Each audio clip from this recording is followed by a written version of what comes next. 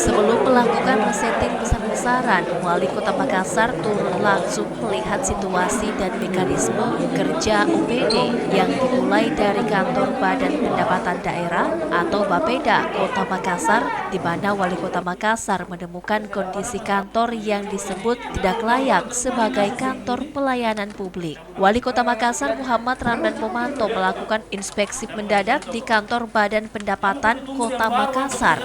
Wali Kota Makassar menyebut kantor yang rusuh dengan lampu yang remang-remang menunjukkan ekspresi kinerja yang buruk karena tidak memberikan kenyamanan seperti kebersihan, meja yang tidak beraturan, hingga fasilitas lainnya yang tidak mendukung.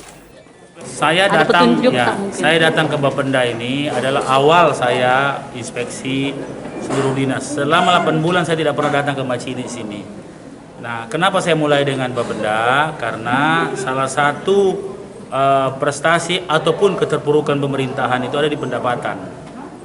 Kita bertekad untuk mendapatkan pendapatan tahun depan 1,8 triliun. Sekarang kita baru 1,2 triliun target kita di perubahan. Maka itu hal yang tidak gampang, sehingga saya melihat bahwa bagaimana mekanisme prosedur yang ada di sini sebelum saya resetting total di Bapenda.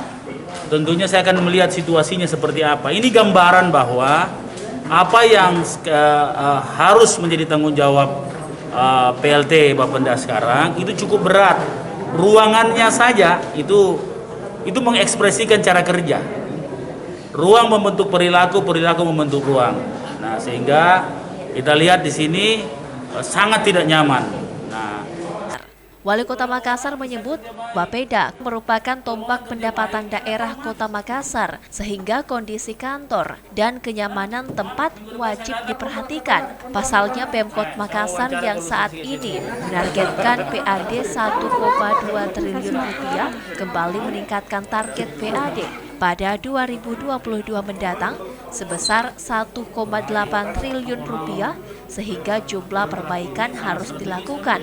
Bahkan resetting pejabat Pemkot akan segera dipercepat. Ira, Fajar TV dan Fajar Radio melaporkan.